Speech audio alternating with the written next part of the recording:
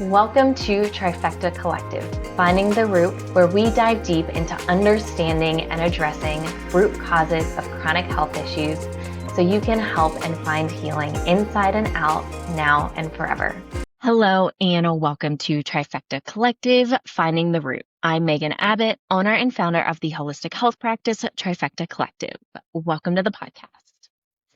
So today, if you can't tell, I'm with someone, and we are using this as our formal, very exciting announcement to share with everyone. So for the last almost 6 months, it's just been me and Brendan, and we have been working behind the scenes for a portion of that time. If I'm being honest, we really did start thinking in June about bringing on another practitioner. Who was that practitioner going to be? And starting to put some feelers out there. And then we open formal applications and we do multiple rounds of interviews. And it's a whole thing when we hire. So we have officially brought on another practitioner who I'm so excited about and so excited to be able to share her with all of you, who is outstanding. I'll say this round of interviews was, we had almost 50 applications going into this and some amazing interviews. I had a really tough time this time around with, just applications and the first interviews. And we had some really great first interviews. We had some great second interviews. And we have officially brought on Caitlin Kerfman as our new practitioner. So we are so excited to welcome Caitlin to the team. And today we're going to spend some time learning all about Caitlin and who she is, what her background is, what her strengths are, what she's going to bring to our practice. And before we dive into that, I also want to share that, Brendan's been with me we're almost coming up on our 2-year anniversary since she started with us. And I've actually known Caitlin for a while now, well over a year. I almost want to think it's like a year and a half that we've known each other. Mm-hmm. And Caitlin was my first pick super early on. And I wanted to give everyone else a chance. And she came out on top, even not only among myself, but also among the entire team. So we do not bring on someone lightly. We do not take, it is very serious for me when I'm going to trust someone else with our clients. And Caitlin is someone who I trust through and through, who is absolutely amazing, absolutely astounding, and she is such an amazing addition to our team. So I am so excited for you all to get to know her and have her be able to help so many other people in our practice in their healing journey. So Caitlin, welcome. So excited to have you on. Thank you so much. I'm so excited to be on here, and I'm so excited to be part of your team. Like, after hearing all that, I'm like, oh my God, I'm like sweating. I feel so special. Thank you. Well, good. I'm glad you are. We don't hire often. We don't hire lightly.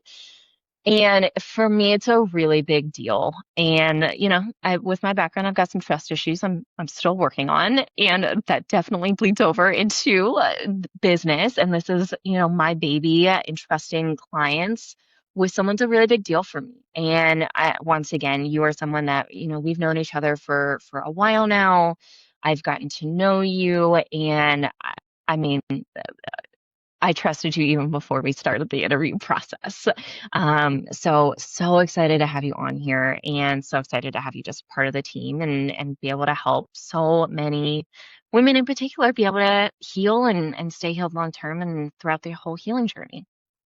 Yeah, thank you. I'm so excited. I'm excited to help. Since I've known and met you and we've been through what we've been through. You've definitely helped me a lot on my own journey, and then getting to see that from my end, it really solidified me in wanting to be part of your team. It's just, I don't feel like it could be a better fit, like, honestly.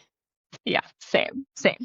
So for people who don't know you, which I'm going to assume is most everyone on here, just like give us some background, like give us some background on you and kind of how you got interested in the health and wellness field and all that kind of stuff. Yeah, I feel like if I go way back, it's a long story, but I'm gonna try to like. I feel like there's many touch points, and they all kind of come together in how I ended up here. But when I was real young, 12, I struggled with some pretty severe depression, which I think may have been driven by mold at the time, and I didn't realize it.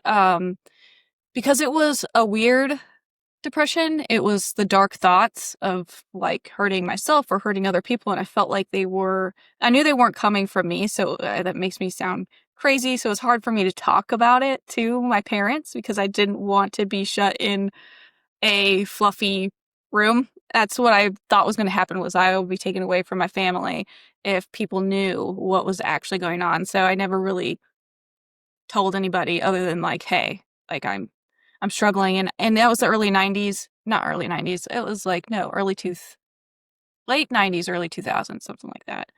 So I'm also from Iowa, so not a whole lot of support in that area. Nobody really knew how to handle mental health issues at that time, so it was just kind of going at it alone. And that led me into health and fitness. So I sports running really was my thing. Um, Track and cross country I was really good at. That's where I started weightlifting. Uh, and that helped a lot with some of that depression and like thoughts. Really got me through that. And they had, of course, suggested birth control, which was like, yeah, like, oh, okay, you have some depression and some skin issues, like birth control. And then that led to a whole slew of chronic yeast infections, which was like, as a high school athlete, like miserable. Um, so I had a lot of that chronic fatigue. Like, I mean, I don't think a 16-year-old should struggle to stay awake while driving. So that was a thing that followed me to college. College was a real big struggle for me. Going to classes, especially when I got to university, like I went to Iowa State for a couple years and those classes were so huge and like somebody just stands at the front and they talk to you. And I struggled so hard to stay awake in class, even though I wasn't like a partier. I didn't go out all the time. I definitely would get 8 hours of sleep. Um, so I wasn't one of those like typical college kids and I could not hang. And sometimes I just found it easier to stay in my room and study and just skip going to class. Um, because it was so hard. And then by the time I got to graduated college and into one of my first jobs, which was a temp at a Wells Fargo, which was like not Wells Fargo, a bank. It was like a corporation. Um, I was like VA loan foreclosures. You're behind before you even get started in work. It was a nightmare. And I started getting migraines every single Monday from the stress. And unfortunately, all of those things followed me on. Like it just became a domino effect, like gut stuff. Um, I thought going vegan was the way to go at the time, and that made heartburn a problem. Um, all the wrong things. Like, it was incredibly stressful. And I ended up in North Carolina later on. Um, and again, like migraines, although I had like all these gut issues and other things going on and chronic fatigue, I was kind of able to just ignore those. Um, and I did bodybuilding, which on top of that, which wasn't a good idea. Uh, Been there. yeah, which it was like that combination and working in corporate again, just in a different area. It, it really compounded and it got to the point where I went on, they sent me to Boston because I was a small projects in Eden. And on that trip, I have never been so sick. Like I get migraines, but this was chronic and, it would not let up. Like there was at one point on the trip that I thought I was going to have to, I was considering calling the ER Because I had a person with me, but they'd gone to the Red Sox game, and I was like, I cannot go. I can barely function, and I was considering calling the ER because I had not felt that bad before. It was extreme, and when I got back from that trip, all they could ask me was like, I can't believe you didn't go to the Red Sox game, and I was like, you, I I felt like I was dying. Yeah. And Yeah. all you're concerned about is me. And I didn't even care about like what we were trying to do on that trip or anything. And so I was like, you know what? I'm done. And the end of that year, I quit corporate. I decided I was going to go all in on the health stuff because I had been over this time, like learning about the functional state of things. Like after college, like that's when I came across a book that was talking about how you can use food to help heal the body. And that's when I first came across yeast and mental health issues tied to the gut. It's kind of when gut stuff was kind of just coming out. So all this time I was learning and I was like, nobody's giving me answers. I had been to a neurologist. I had been to an allergist. It cost me out of pocket because my deductible was like $5,000. I was like, nobody's giving me answers. I know that there's a reason behind this. I'm all in. And we sold our house in the mountains. I lived near Asheville at the time, and we moved out where my boyfriend's from. It's cheaper out here. We got a small, old house, which I love. I mean, I'm not gonna, trash it, but definitely a big change from where we were. But it allowed me to leave corporate, start focusing on myself, and dive into helping people who have been stuck. Like, I mean, I don't believe that there's any reason that anybody has to feel this bad chronically. No, no, absolutely not. And if you're open to talking about it, I do know quite a bit of your story, so that, it helps Yeah. me and I can, and obviously share what you feel comfortable sharing. But you've also been quite on the journey, the healing journey yourself, and you've worked with multiple practitioners and you've studied under different practitioners and different things like that. Share a little bit about some of the work that you've done, maybe positive and not so positive things that you've experienced throughout working and just working on your own healing journey. Yeah, that's a really good question. So on my own healing journey, so in the beginning, like I just did some one-off meetings, which really didn't, like I think once I started with a Dutch test, not a good idea. Like, as I learned, I realized hormones are downstream. So, there was nothing that was gonna lead me to. Um, I did some basic blood work, but it didn't. I had showed it to an NP, a friend who was an NP. She's like, "Oh yeah, this looks fine." And when I look back at it, I'm like, "Not so much." uh, Yeah, I think all of us yeah, have that story. yep.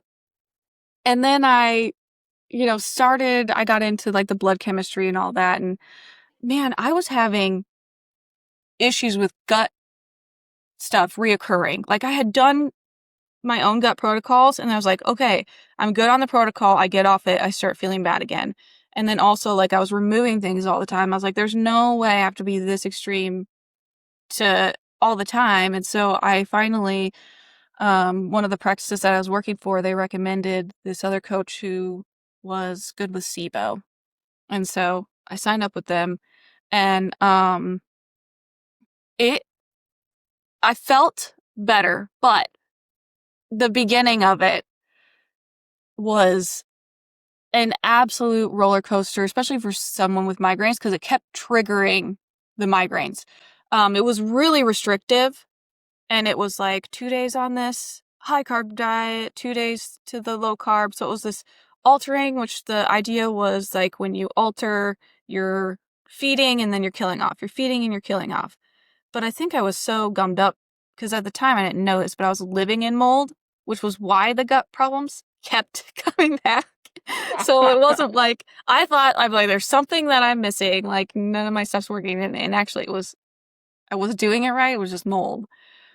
And you just start killing stuff off. It was like, and then of course with the mold and the histamine issues, I didn't at the time know that histamine was tied into blood sugar. So the up and down days was dropping my blood sugar, which also triggers the migraines.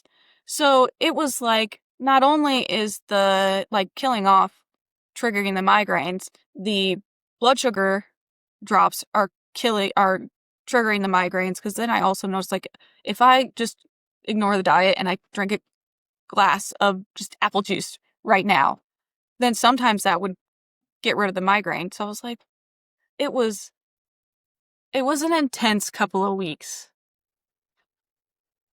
Yeah. And then I stayed on this restrictive diet where they did add in more of the similar carbs. So we went up in calories. But it was just the same foods. It was the same 10 foods for a year. And then it was parasites because I was still getting migraines, which migraines are incredibly complex. And the more I looked into it, not to get sidetracked, but it was okay, when you get migraines and those pain sensors start to get more sensitive, they get triggered more easily. So it's not just these, yes, I was living in mold. Yes, I have some imbalances. But it's not just that I need to kill all these things off. There's a huge piece of stress and then this just very extreme sensitivity that's triggering it. And so the coach at the time just thought we just needed to now move in and take care of parasites and just keep going after parasites. I can't do this anymore. Yeah. I just want to Yeah. eat.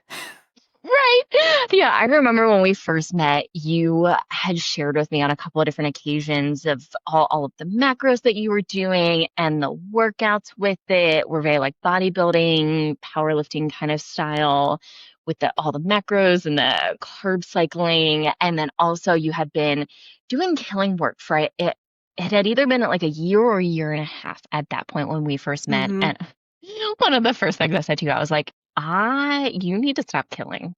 You've got to do a little bit of rebuilding. Your poor gut at this point, just you need a break. And I think it's really important to acknowledge, because I think a lot of people have been in your position of working with someone on weight loss, working with someone on body transformation, working with someone who is quote unquote a gut expert and focused on SIBO, on parasites, on these things.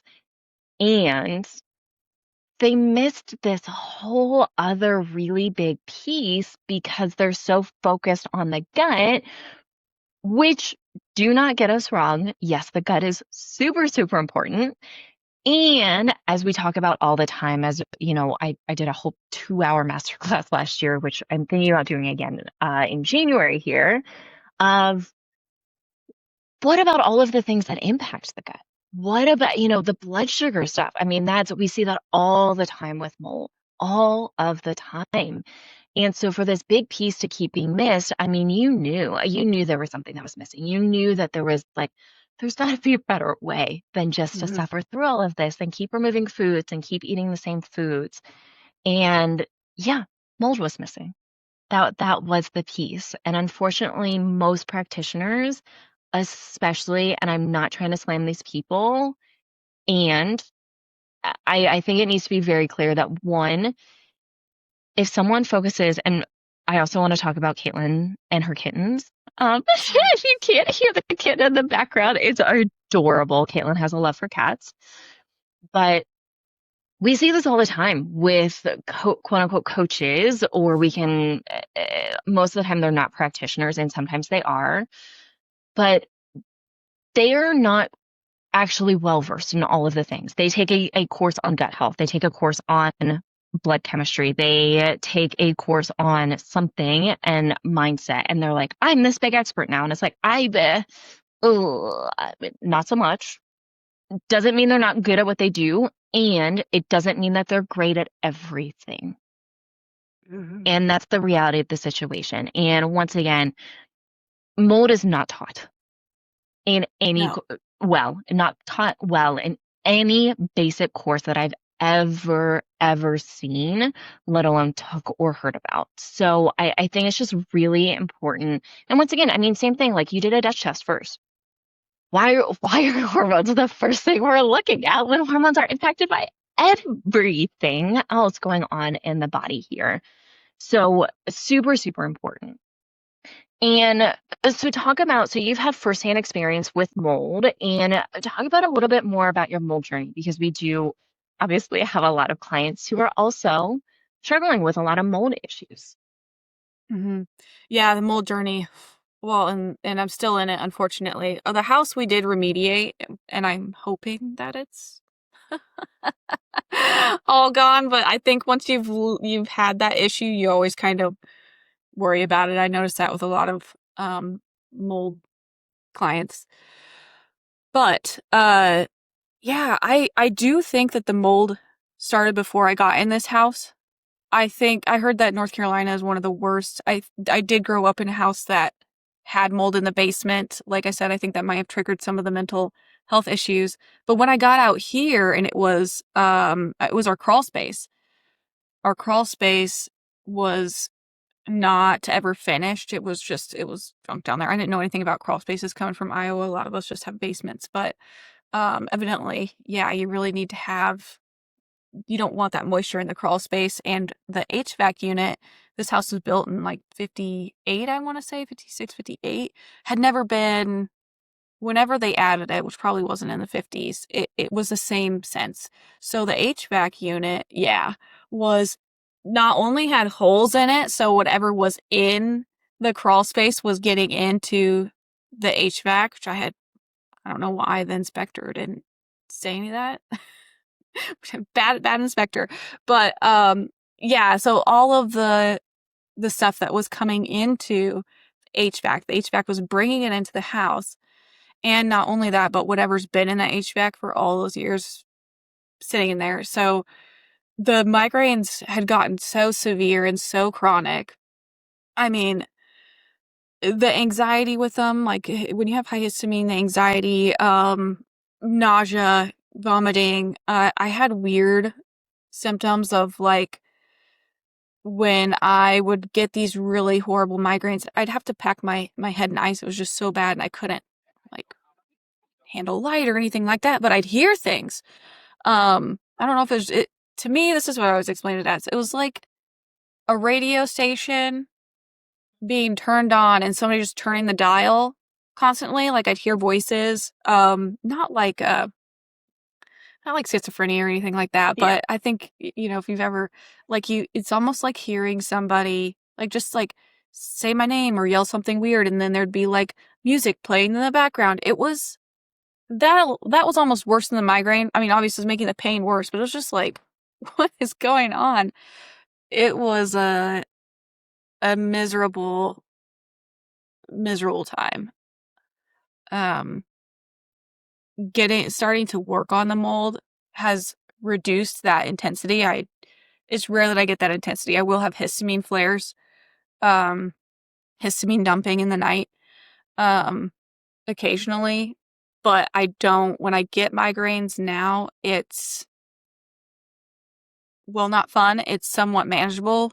It's not a 10 out of 10 like it was. Before there was no functioning. I was afraid that I was going to end up like on disability or something, because there's no way I could work a 9 to 5 at the state I was in. It was a lot.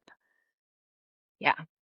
Yeah. And the reality is for some people, it's not that bad. And, for you living in it, arguably for most of your life, big deal. Big, big, big deal. We can also, let's just throw trauma on top of that and, being dismissed, especially when we were growing up, like when I first presented with anxiety and depression, birth control was also the first thing they put me on before they put me on the psych meds. And that was the reality of the situation. And we didn't know anything else. For me, like I was hospitalized for constipation in high school. Like that maybe should have been a red flag for someone in my life to be like, hey, maybe the fact that she's just like reabsorbing all of her toxins over and over again, like maybe that's contributing to some of her mental and emotional issues. And instead of like laughing at her and making fun of her, maybe we should just like support her with something other than Miralax. Like Yeah. little things like that could go a really long way. And so, more of that story is you're not crazy. And when you have these weird things that can seem very isolating, can seem very like I'm the only one experiencing that, you're not wrong. It is real. It is real to you. And there is an answer. The question is just what? What is that answer?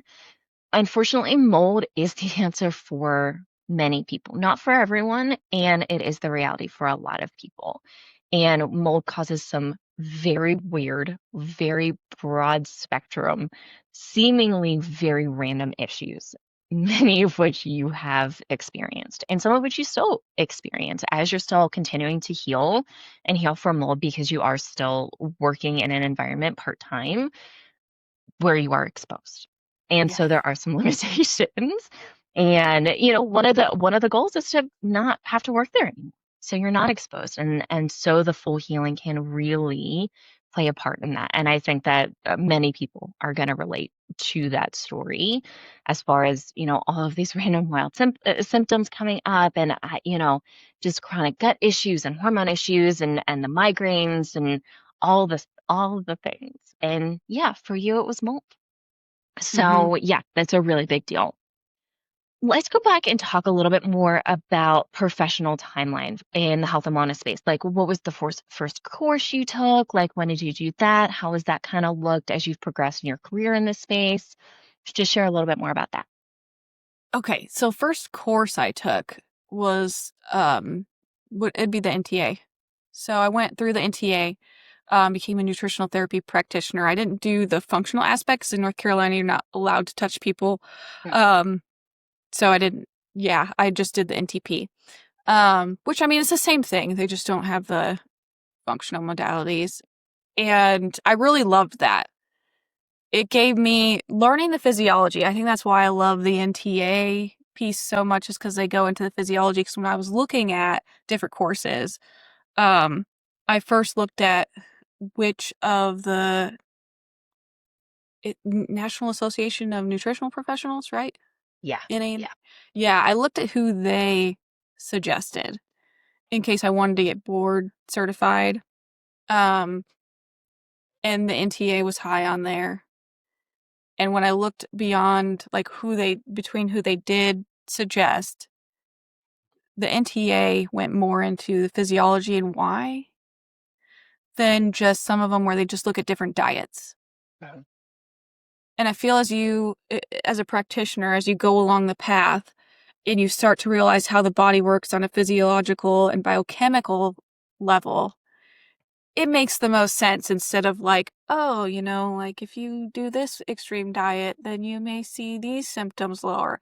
And you do this extreme diet, or, you follow, I call them box diets.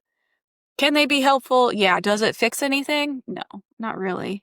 That's what, that's what functional support does. Like we're looking at how the physiology and biochemistry works so that we can support the body and bringing it back into balance. Um, So NTA, and then from the NTA, I went through actually a few of Michael's courses. So Michael has a course for graduates of NTA, which he doesn't talk about much, but I did his course. I can't remember. I think it was called Real Solutions. Yeah, I think it was called Real Solutions. And then I went through his mastering uh, functional blood chemistry, which I love, and I love to go back to it a lot. So that's been super helpful. Um, I did his course on oat and Nutri-Eval. I've done mentoring with him, so I've gone through a lot of stools. He runs like GI Map and GI 360 stuff with him. And I took a GI Map course through Rupa.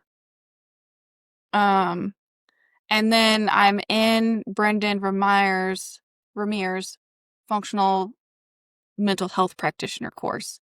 I'm almost done with that. It's been very in-depth. And a lot of people, when I say functional mental health practitioner, they think more of like therapy, I think. Therapy, mindset, that sort of thing. And it is more based on biochemistry. So looking at mostly blood lab markers, oat testing, and then we do talk through gut and stool testing as well. I think that's all of them. Yeah. So for just to give you a quick rundown, so all three of us are nutritional therapy practitioners, gone through the Nutritional Therapy Association. All three of us are also functional blood chemistry specialists. So all of us specialize in ordering, interpreting blood labs from a functional standpoint. And for reference, and I know I've talked on a few other episodes about Michael, his full name is Michael Rutherford, who has been a mentor for all three of us in different forms and fashion. And he has a variety of courses that I think are all pretty phenomenal. And he goes really deep into the physiology, into the biochemistry side of things. I've also got a client who's in his January cohort too. So I was super excited to hear from her feedback and thoughts just coming into this space as we're working on her own healing with mold.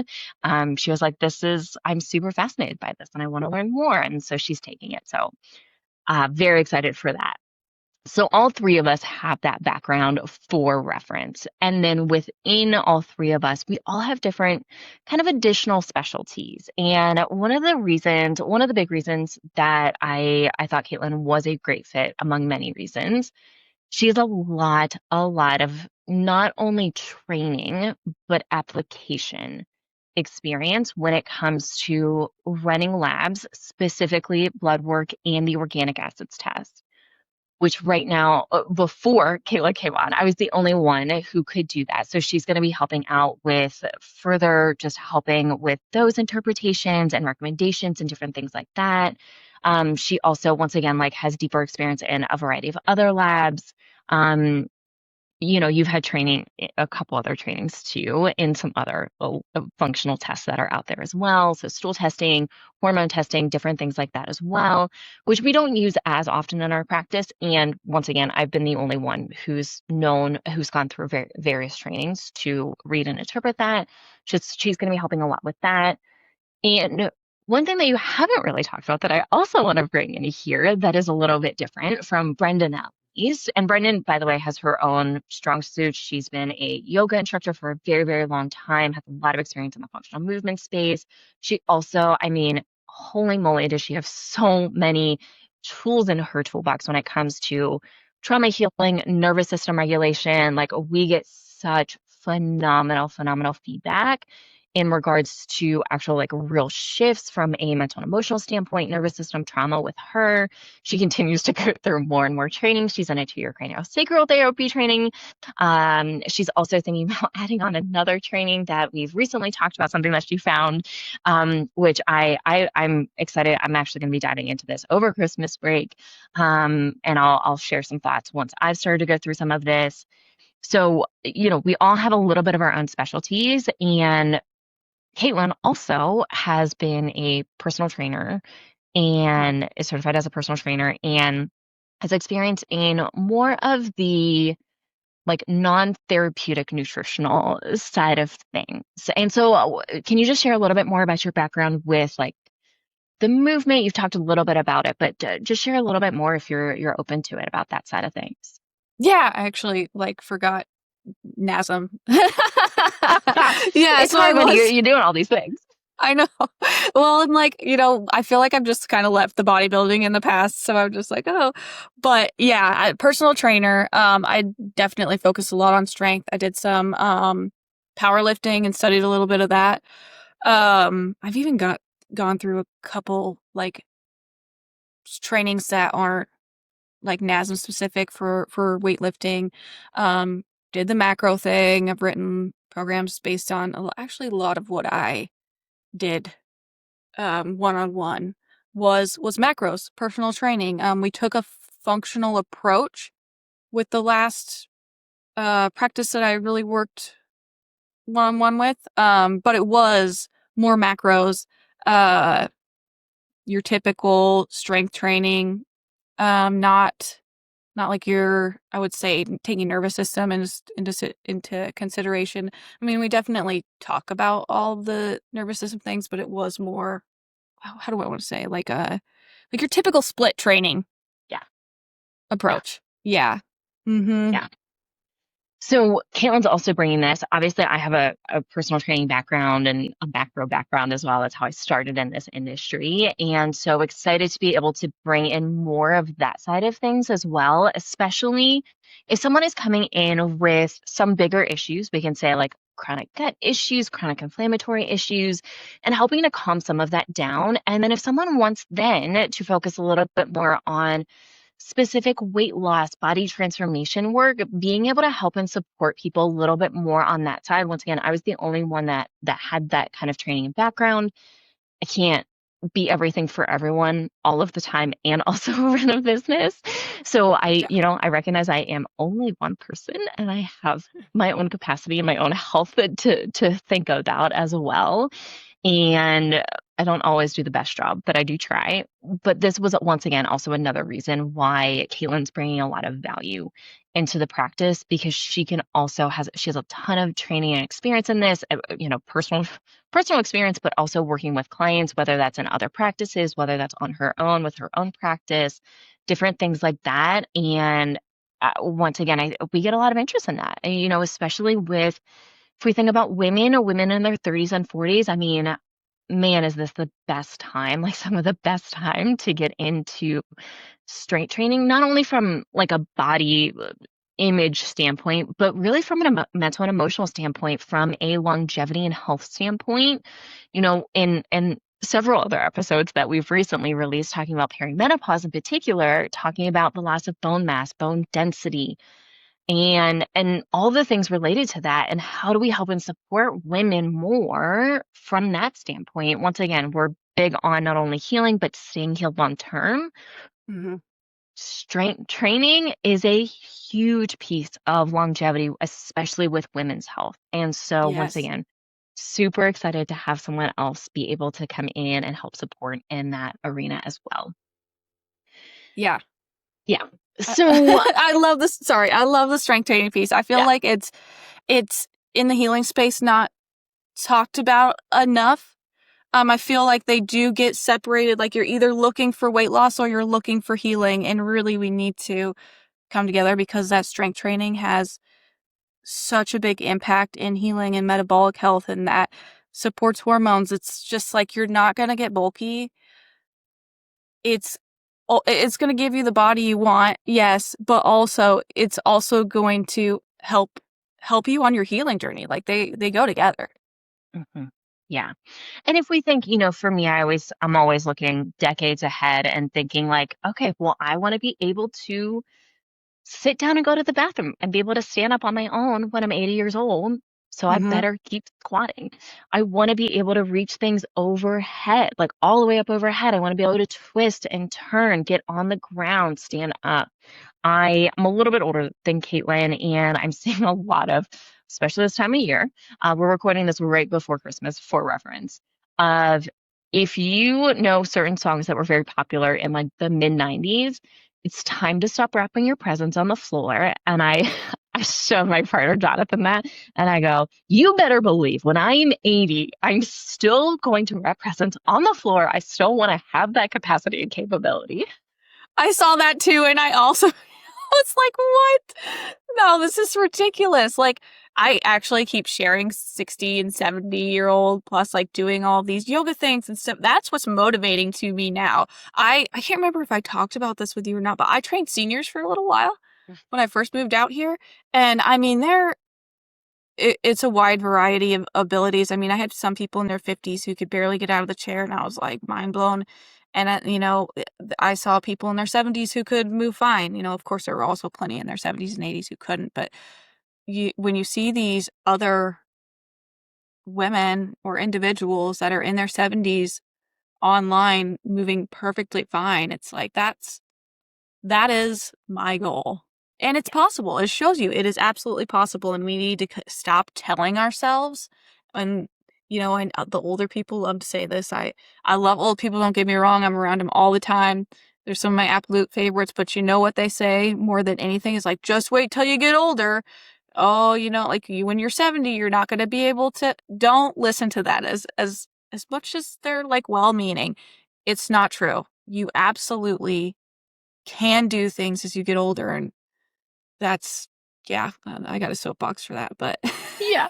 No, I feel the same way because I also specialized in we called it advanced stage training for several years. And I mean, once again, I would see people in their 40s and 50s barely be able to stand up out of a chair. And we're making a big noise. We're pushing off the handles.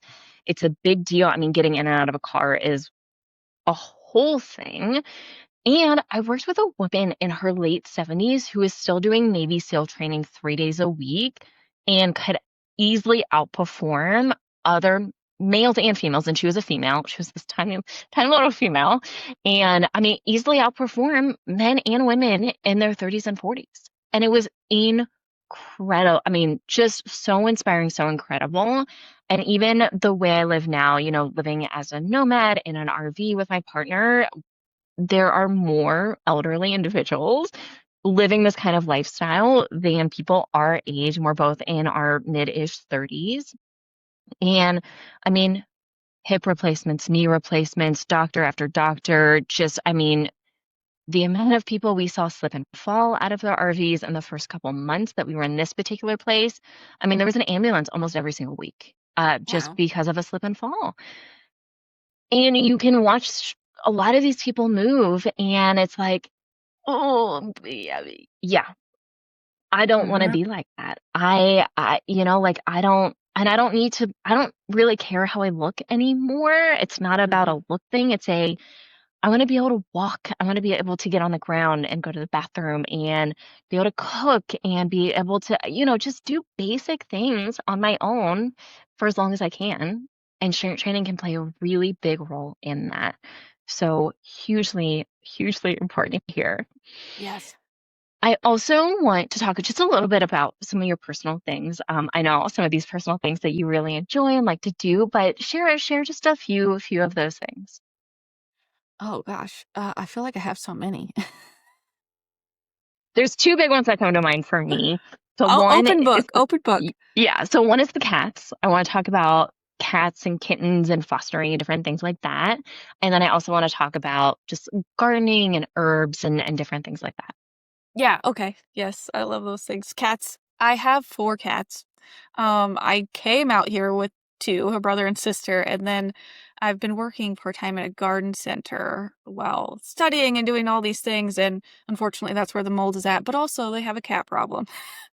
And so I have ended up with 2 other cats, one from last year and that didn't get adopted, and then one from this year that I ended up having to bottle feed because I was like, no more cats. But unfortunately, this was a first litter of another cat that had shown up there, and they were all kind of neglected. And so I ended up taking this one because the mom was feeding the other one. But this one we found out in the azaleas and still had the afterbirth attached, and it had been a couple days and was somehow still alive. And so I bottle fed her, and she's about 8 months now. I was very tired. That is I feel for the mamas. I don't have kids, but that like 8 weeks of getting up every like 3 hours and then finally stretching it, my brain was toast. Yeah. And so now I'm working on TNRing the cats, the last 2. So one is a kitten from one of the litters that we actually found later. It was actually one of the cats from the one I bottle fed. She was somewhere else, but and then the mama. And so I actually just got the kitten fixed Friday. These 2 are the one that's there's the 2 that I have in here with me today are from her second litter, and I'm kitten sitting because it's Christmas, and unfortunately one of my coworkers, he had taken them home. So not unfortunately, fortunately, he had taken them, but his family's all out on the Outer Banks, and he was worried he might have to rehome them. There was some other things going on, but part of it was he had nobody to watch them because they don't have any family here. And I was like, well, if that's part of why you think you may need to rehome them, I will watch them over Christmas. It's fine. So I have 6 cats in my house right now. I am Yeah. that crazy cat lady.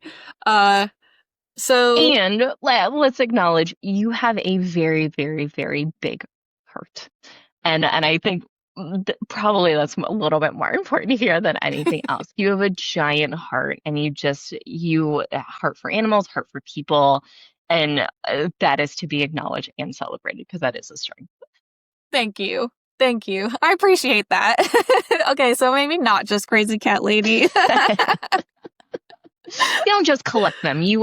They're in distress and they need someone, and you end up taking on that role. Yeah, that's exactly what happened. I'm not trying to collect cats. Please don't bring them to my home. Yeah. I'm tapping out. But yes, I do try to help. The gardening, so actually that's something that I got into when I was not feeling well with the mold and everything that I was going to. I was like, I need something that is going to force me to get outside.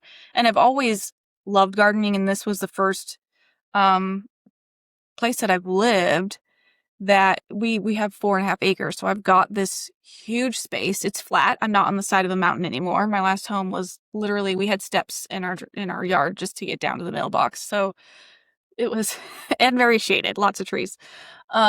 So here was like, okay, like I can get outside and do things. And that's, I've always had a thing for plants, and nature. I was like, I need to get outside. I want to start gardening. I was terrible at it in the beginning. I'm still not great. I'm still learning because I also, of course, like me, like I have to go down the rabbit hole and research everything. So I want to do like a food forest. I'm not just out there, like your average gardener probably who's like, I'm just going to plant some things. And like, no, I have to go the extra mile for some reason.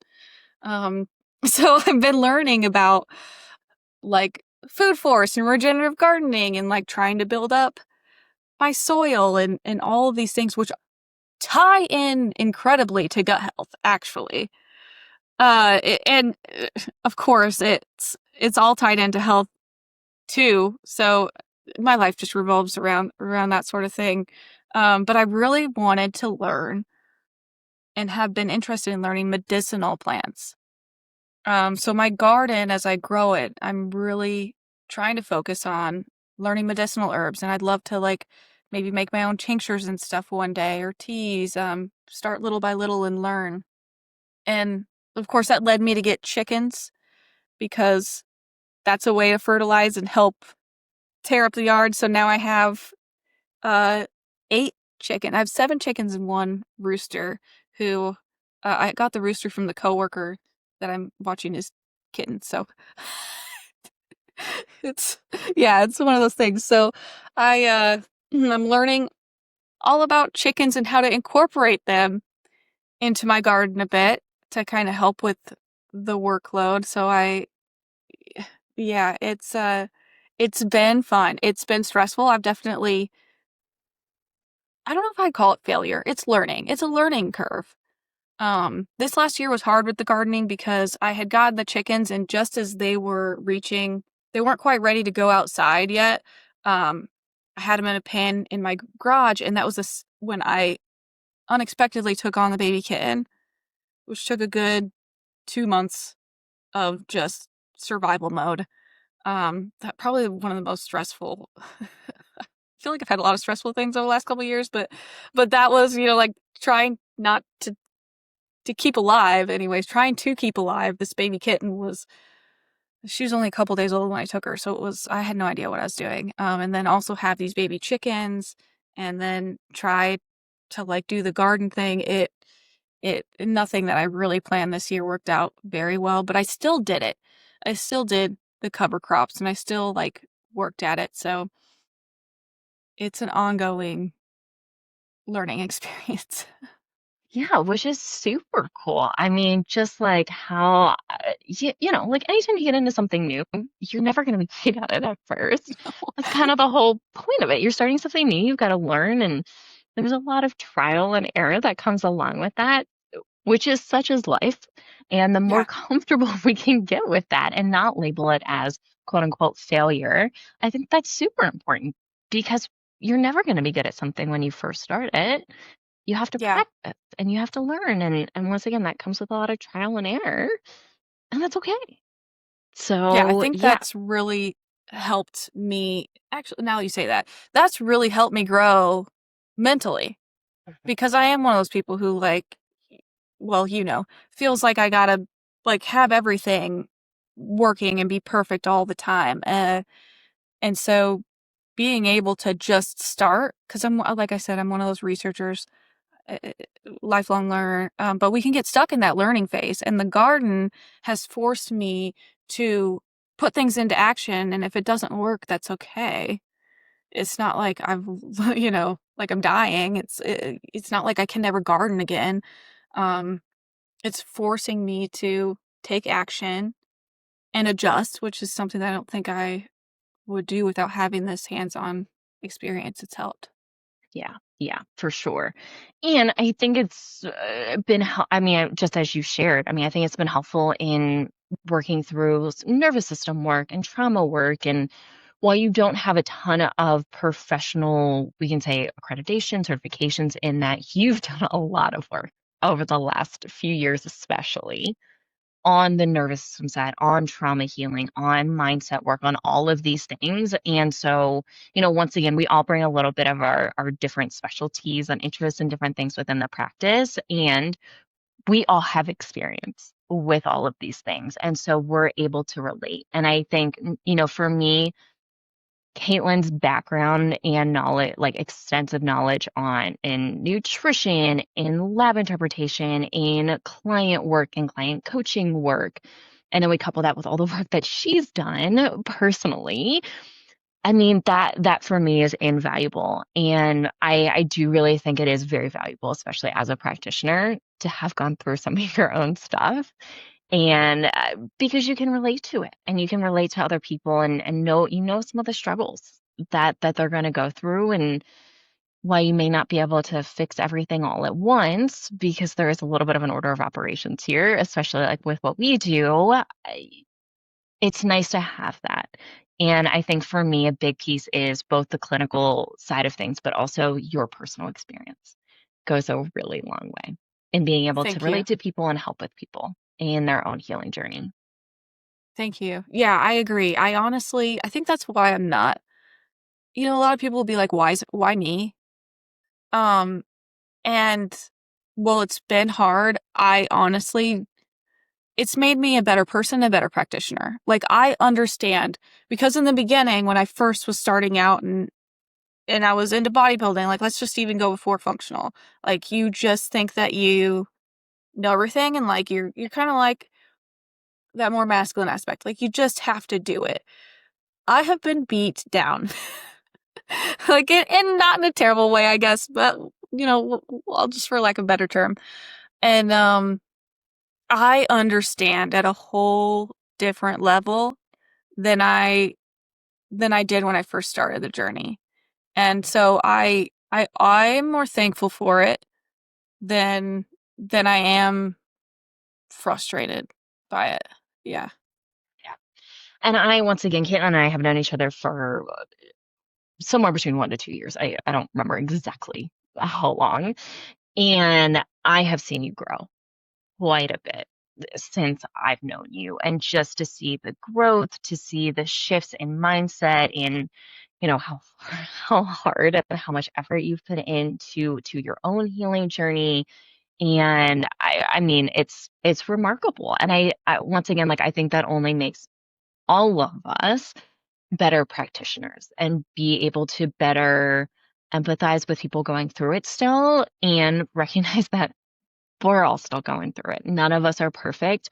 We might be a step ahead, but we're still working hard. We still have things that we're still working on physically, mentally, emotionally, spiritually, sometimes all at the Mhm. same time. And we're able to recognize that. And I think that makes us, one, better humans, just to Mhm. acknowledge that we're never done.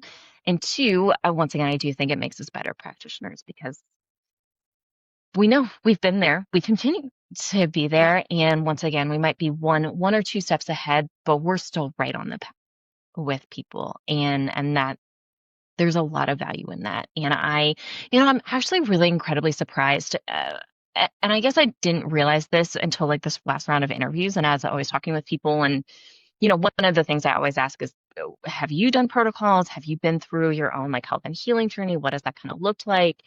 And I mean, the fact that some of these people are living with chronic issues that they're choosing to ignore, or self-manage in what I would consider to be not the healthiest ways. And I, or have never been through a protocol, and they're like, and people suffer as a result because they're like, oh no, this is just like what it is. And it's like, oh, no, no, no. It does not have to be this bad. Like, it doesn't have to be so extreme. It doesn't have to be this hard. Not saying it's going to be, you're going to feel amazing the entire time, because I Mhm. do also think that's unrealistic. But also, Yeah. there's going to be ups and downs, and it doesn't have to just be downs as we go through this. And there doesn't have to be constant suffering for forever as we go through this. And I think there's a Mhm. lot of value in having had to go through a lot of this hard stuff ourselves. Oh, yeah. Yeah, I've seen that in, practices that I've even worked in, especially more of like the how do I wanna say this? Like the bigger functional practices, in a sense. I say bigger because they usually have like a brick and mortar building. Um, they because I don't wanna say okay, so a lot of a lot of chiropractors, not all of them. I know some great ones. I've actually mentored under some great chiropractors who are also functional medical, uh, practitioners. Not all chiropractors, but I have also worked in, some at least one facility where and I've gone to another where it's like they're doing functional, they say it's functional, and then you get in there and you realize it's really not, and they have never really worked through anything themselves. They're just cookie cutter, they're throwing a million supplements at somebody. Um, they don't understand when somebody has a reaction, just like, why would they, have a problem with this? It's because they're not really working one-on-one with anybody. They claim it's customized, and that's just because 'cause they're switching out a couple. Maybe they're like, "Oh, well, this person has this one thing, we'll give them this one other supplement." It's not really what you think it is, and it wasn't until I worked in it that I saw it on the back end, and I was like, "Whoa." Um, Not what I wanna be, and also, like, they couldn't help me. That's when I was like, "Okay, like, this is." Because I had actually gone to the one that I ended up working at, I had gone to them for help, and I realized, well, once they hired me on, um, as the online person, that there was no way any of this was gonna bring me support.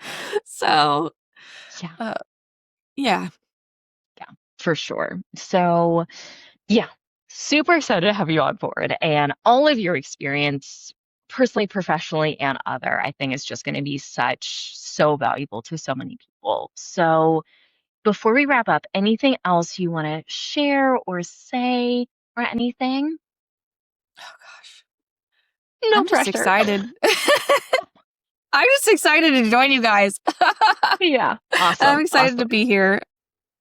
Yeah, we're so excited to have you here. And if you are a current client, you may see Caitlin popping in and out of meetings and sessions as she is continuing on. Even with all of her background, we still go through a structured training period. She is in that right now, and she will be taking clients here in not too long.